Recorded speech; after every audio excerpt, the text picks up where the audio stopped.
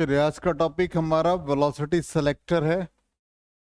कल cyclotron complete कर दिया था। वेलोसिटी सेलेक्टर और वेलोसिटी फिल्टर एक ही बात है। इसका एग्जैक्टली मीनिंग है, इसको इनफैक्ट जे थॉमसन ने यूज किया था चार्ज टू मास रेशियो निकालने के लिए। इसमें कहता है कि सिंपली एक चार्ज मूव कर रहा है इन the presence of both electric and magnetic field, तो एक फोर्स एक्सर्ट होता है। अब यहां पर ये देखो, एक चार्ज पार्टिकल मूव कर रहा है। अब इन द प्रेजेंस ऑफ इलेक्ट्रिक और मैग्नेटिक, तो ये चार्ज पार्टिकल का वेलोसिटी v दिखाया। अब इस चार्ज पार्टिकल पर जो फोर्स लग रहा है along y direction due to electric field, और एक मैग्नेटिक फील्ड के कारण से भी फोर्स लग रहा है। ठीक, तो यहां पर देखो ये रिजल्ट आ रहा है। ये रिजल्ट क्या शो कर रहा है, इसको पहले समझो, तभी समझ में आएगा कि वेलोसिटी सेलेक्टर और वेलोसिटी फिल्टर का एग्जैक्ट मीनिंग क्या है।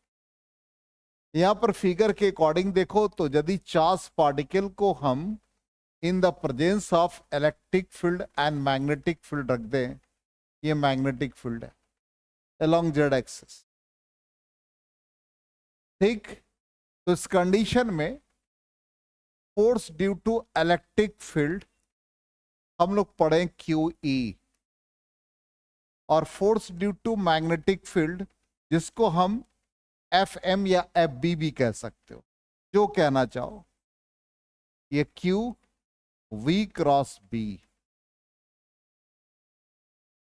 और लॉरेंज फोर्स के अकॉर्डिंग टोटल फोर्स जो चार्ज पार्टिकल पर लगेगा QE plus V cross B, ये टोटल फोर्स लगा। अब यहां पर इलेक्ट्रिक फील्ड का और चार्ज पार्टिकल सबका मोशन देखो, इसका वेलोसिटी अलोंग एक्स एक्सिस है, तो वेलोसिटी हम VI लिख देंगे। इलेक्ट्रिक फील्ड एग्जिस्ट कर रहा है अलोंग Y एक्सिस, तो E vector is equal to EJ cap. Magnetic field along Z axis, तो ये आ गया BK कैप। अब इसका वैल्यू हम इसमें सब्स्टिट्यूट कर दें, तो F is equal to Q, ये आ गया EJ कैप प्लस ये आ गया VI cap cross BK cap. होगा यस नो? अब कहता है कि ये तभी पॉसिबल है जब नेट फोर्स क्या होगा, जीरो। तो नेट फोर्स जब हम जीरो रखेंगे तो Q EJ cap I cross K का रिजल्ट क्या होता है, I क्रॉस K, ये I है यदि हम एंटी क्लॉकवाइज में ले रहे हैं, I K K, तो I क्रॉस K क्लॉकवाइज में -J देगा, इसलिए क्या आ जाएगा BV इंटू J। जब ये जीरो हुआ तो क्या बना, QE इज इक्वल टू, देख लो, QVB। Q और Q कैंसिल हो गया, तो वेलोसिटी क्या बन जाएगा, E/B। अब इसका मतलब ये हुआ कि बीम ऑफ पार्टिकल को जे थॉमसन ने बीम ऑफ पार्टिकल को सोर्स से रिलीज किया। इसमें कुछ ऐसे पार्टिकल थे जिसका वेलोसिटी इलेक्ट्रिक फील्ड और मैग्नेटिक फील्ड के मैग्नीट्यूड के रेशियो के बराबर था, उसको उसने फिल्टर आउट कर लिया और उसी को उसने चार्ज टू मास रेशियो निकाला, जो इलेक्ट्रॉन के चार्ज टू मास रेशियो के बराबर हुआ। इसलिए नाम पड़ गया इसका वेलोसिटी सेलेक्टर या वेलोसिटी फिल्टर। कंडीशन वही है कि चार्ज पार्टिकल को हम इलेक्ट्रिक और मैग्नेटिक फील्ड रीजन में रख देंगे, तो जो फोर्स निकलेगा वो नेट फोर्स जीरो, और उसका वेलोसिटी इलेक्ट्रिक फील्ड के मैग्नीट्यूड और मैग्नेटिक फील्ड के मैग्नीट्यूड के रेशियो के इक्वल होगा। आया समझ में? चलो नोट कर लो।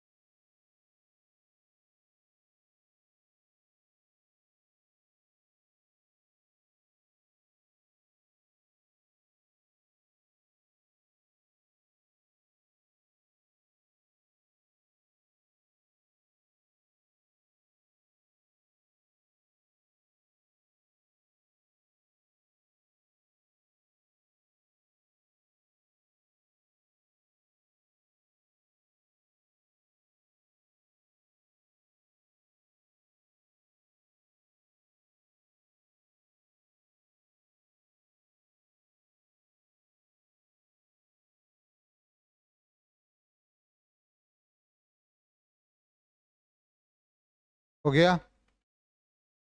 नोट कर लिया?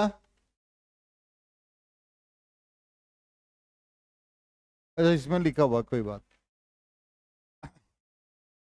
तो ये देखो लिखा, such an arrangement can be use to select charge particle of a particular velocity out of a beam in which the particles are moving with different speeds.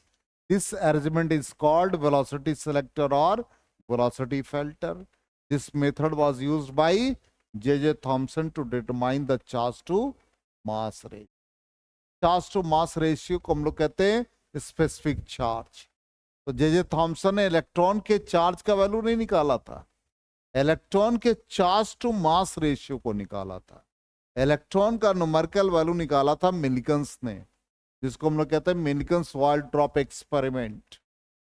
तो ये वाला part motion of charge particle वाला part complete हो गया। अब force due to current carrying conductor, ये वाला part हमारा स्टार्ट होगा। तो नेक्स्ट टॉपिक है जिसको हमने मैग्नेटिक इफेक्ट ऑफ करंट का थर्ड पार्ट कहा। इस पार्ट में force on A current carrying conductor in a uniform magnetic field. जैसे एक कंडक्टर को हमने प्लेस किया मैग्नेटिक फील्ड में, इस कंडक्टर में करंट आई का फ्लो है, और करंट के कारण से जो इलेक्ट्रॉन ड्रिफ्ट होंगे उसका डायरेक्शन ये है, और इसका मैग्नेटिक फील्ड लग रहा है इसके ऊपर, तो एक फोर्स एक्सर्ट करेगा अलोंग दिस डायरेक्शन। अब ये डायरेक्शन ऑलरेडी आप पढ़ चुके हैं, हमने आपको सिखा भी रखा है। फोर्स क्या लिखते हैं आप? मोशन के रिस्पेक्ट में यही लिखते थे।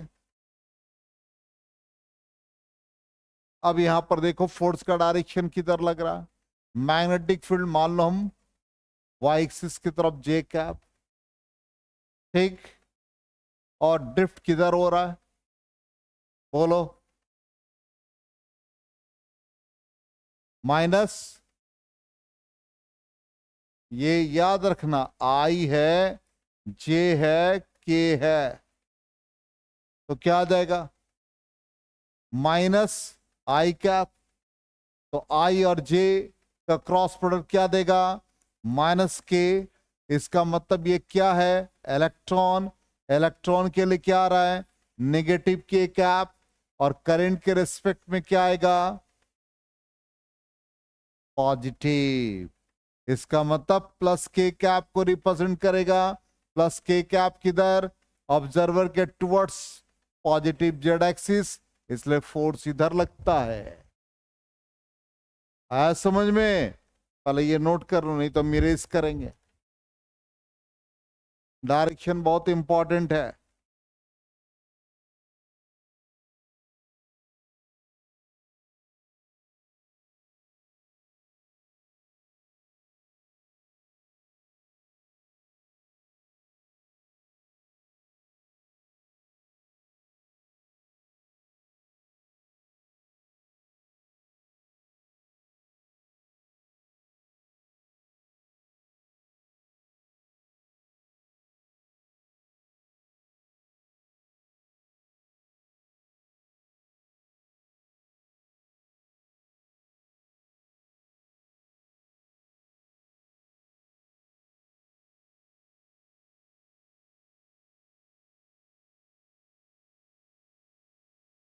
हो गया?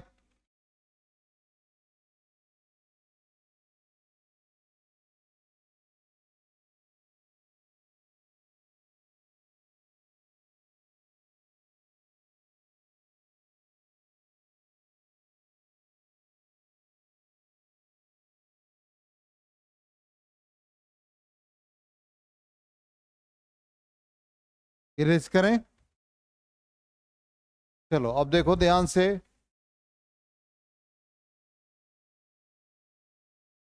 तो फोर्स इसके ऊपर क्या लगा, minus E V D cross B. क्या फॉर्मूला, किस पर हम निकाल रहे हैं, इस डीएल सेगमेंट पे।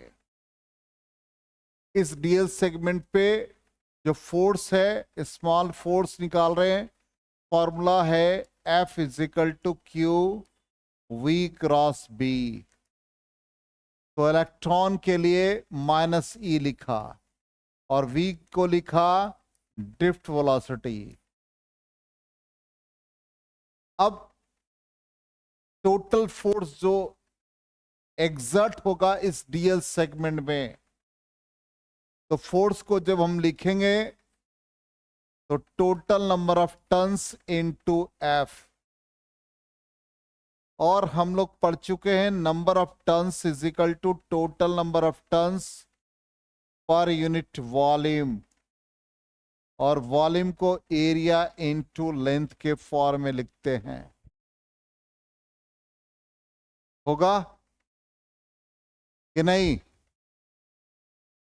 तो अब यहां पर ये n की जगह पर क्या आ गया, small n a l।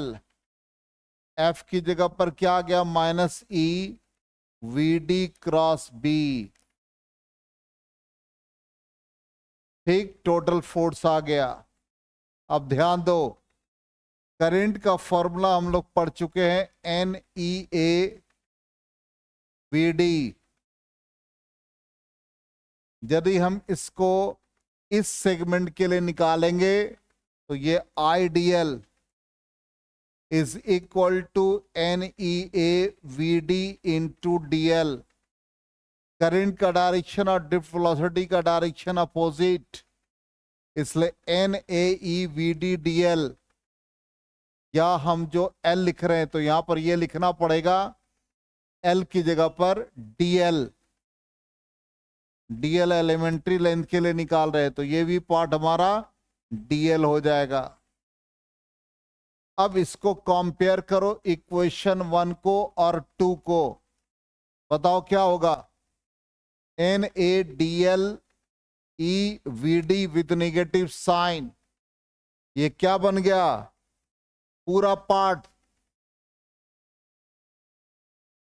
Comparing equation 1 and 2। अरे तुम लोग को कंपेयर करने नहीं आ रहा है, आईडीएल बन जाएगा। तो डीएफ क्या बन गया, ये I D L cross B. आया समझ में? तो फोर्स क्या बन गया, I D L cross B. Yes no? आया समझ में? चलो नोट करो मैथमेटिकल पार्ट को।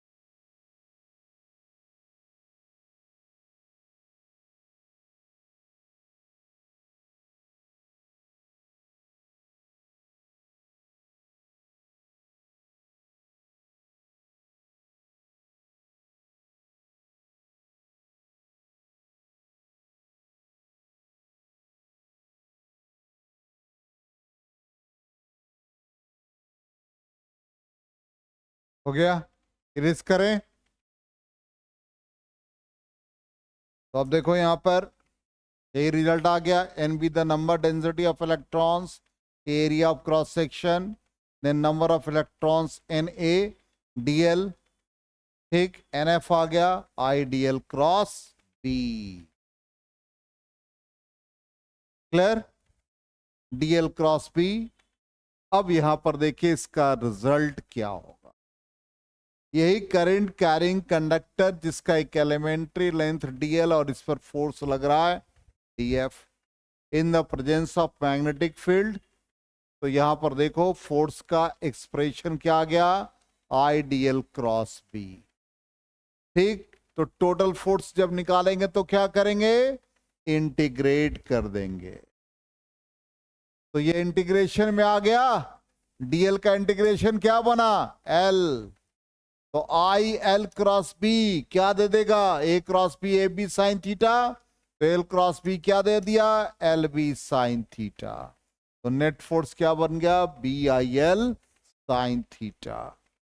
अब करंट कैरिंग कंडक्टर यदि स्मॉल लेंथ के लिए हम लोग लिख रहे हैं तो यही वैल्यू आ गया, इसलिए आप इसी फॉर्म में यहां रिपीट किया है कि ये डीएल क्रॉस बी है। जब इंटीग्रेट करते हैं तो डीएल का इंटीग्रेशन एल आता है, तो हम हमेशा याद रखेंगे, यहां रिपीट है F is equal to I L cross B. लेकिन डीएल का मतलब क्या है, डीएल का मतलब वेक्टर सम ऑफ एलिमेंट्स, जो भी एलिमेंट्स दिया रहेगा उसका वेक्टर सम लेना है, ठीक है ना। Vector sum of all the length elements, कहां से कहां, इनिशियल से फाइनल। आया समझ में। तो रिजल्ट आपका जो लिखा है उसी को कंटिन्यू करना है, बस उसमें सिर्फ आप इतना पार्ट ऐड कर दो, ये ऐड कर दो, और ये लिखो, ये लिखो, और फाइनली ये लिख दो, हो गया, नोट्स कंप्लीट। और ये फिगर ड्रॉ कर लो। आया समझ में। जो आपने I D L cross B लिखा डीएफ, उसके बाद F is equal to I D L cross B का integration I L cross B B I L sine theta लिख दिया, और फिर ये डीएल वेक्टर का मतलब L vector, vector sum of all the length elements from initial to final. आगे समझ में, क्लियर, आगे बढ़े। अब इसका डीएल का वैल्यू कैसे निकालते हैं, इसके लिए हम लोग नेक्स्ट इलस्ट्रेशन पे जाते हैं। ध्यान दीजिएगा, इसी को हम लोग यूज करेंगे, DL vector sum of all the length elements from initial to final. अब देखो यहां पर एक यूनिफॉर्म मैग्नेटिक फील्ड है, ध्यान दे दो। इस फील्ड में आपने एक सर्कुलर लूप को रखा, दूसरा एक ट्रायंगुलर लूप को रखा, करंट कैरिंग लूप है दोनों में। अब इसका वेक्टर सम कितना होगा बताओ। सबसे पहले हमको क्या निकालना है, एफ जब निकालेंगे फॉर्मूला यही है ना, इंटीग्रेशन आई, देखो क्या है, डीएल क्रॉस बी है। तो हमको सबसे पहले क्या निकालना है, डीएल निकालना है। डीएल का मतलब क्या कहा था, वेक्टर सम। तो पहले वाले लूप का वेक्टर सम कितना होगा, सिंपल है, आपने यहां से स्टार्ट किया, लूप कंप्लीट किया, इनिशियल फाइनल को कॉन्साइड कर जाए, वेक्टर सम ऑलवेज जीरो। ठीक, जैसे हम इसको सपोज प्रूफ करना चाहें, ए वेक्टर मान लो, इसको बी वेक्टर मान लो, इसको सी वेक्टर मान लो, तो क्या लिखोगे, ट्रायंगल ऑफ वेक्टर एडिशन के according A plus B is equal to minus C लिखोगे, क्योंकि वेक्टर हेड टेल मेथड से A plus B is equal to C, तो सी का डायरेक्शन ऐसे होता तब ना, A plus B is equal to C, direction opposite कर दिया तो माइनस सी। तो इसका वेक्टर सम कितना आ गया, A plus B plus C is equal to zero. जब भी इनिशियल और फाइनल कॉन्साइड कर जाए तो वेक्टर सम क्या होता है, जीरो होता है। आया समझ में, क्लियर। 100%। अब देखो इससे रिलेटेड क्वेश्चन हमारा कैसा होता है। तो यहां पर वेक्टर सम हमारा 0 आ गया। अब देखिए क्वेश्चन क्या रहेगा, find the force on it. पहला क्वेश्चन देखिए ऐसा है, तो क्या करेंगे, पहले डीएल निकालेंगे। चलो डीएल निकालते, ये डीएल चाहिए। वेक्टर सम यहां से स्टार्ट करो, इनिशियल टू फाइनल, कितना डिस्टेंस 2r। फोर्स का फॉर्मूला क्या हो गया, बी आई एल, आई तो है ही और डीएल का मतलब 2r, इसलिए इसका आंसर क्या आ गया, बी आई 2r। चेक करो आंसर है कि नहीं, 0। क्यों, बी आई डी, हमने जो फॉर्मूला बताया वो क्या था, क्रॉस प्रोडक्ट था, I D L cross B, और इन दोनों के बीच जो एफ निकाला वो आई डी एल था ना, क्रॉस बी। ठीक, तो यही इंटीग्रेशन के फॉर्म में था। इसको ऐसे लिख देते हैं, कंफ्यूजन है तो, I D L cross B, यही है। तो यहां पर इन दोनों के बीच क्या है, क्रॉस प्रोडक्ट, इसका मतलब F is equal to B I D L sine theta. तो मैग्नेटिक फील्ड और ये लेंथ दोनों के बीच का एंगल कितना हो गया, 0 डिग्री। और डीएल हमने क्या निकाला, 2r, साइन 0 का वैल्यू 0, इसलिए फोर्स क्या, 0 आया। ठीक, मान लो मैग्नेटिक फील्ड परपेंडिकुलर होता तो 0 नहीं आएगा, जैसे दूसरे केस में देखो मैग्नेटिक फील्ड क्या है, परपेंडिकुलर, इसलिए इसका आंसर क्या आएगा, बी आई 2r। देखो आ गया, समझ में आ गया। चलिए तीसरा क्वेश्चन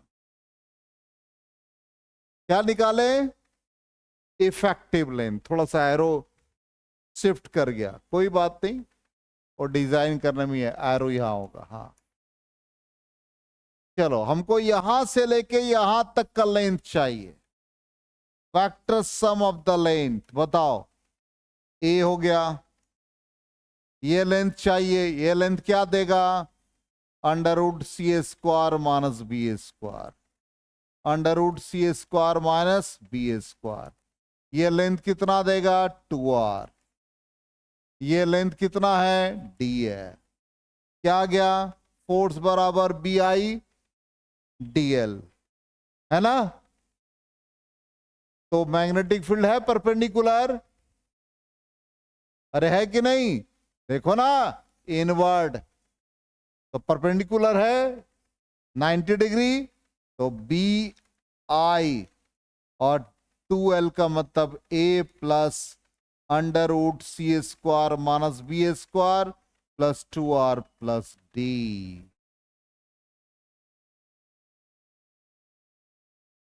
बोलो क्लियर हुआ, आ गया समझ में, 100%। तो इतना पार्ट कर लीजिए आज के लिए सफिशिएंट। तो नेक्स्ट क्लास है force due to parallel conductor सीखेंगे, साथ के साथ प्रॉब्लम भी हो गया इसका, यह है सॉल्यूशन में। ठीक है, नेक्स्ट क्लास में आगे बढ़ते हैं हम लोग।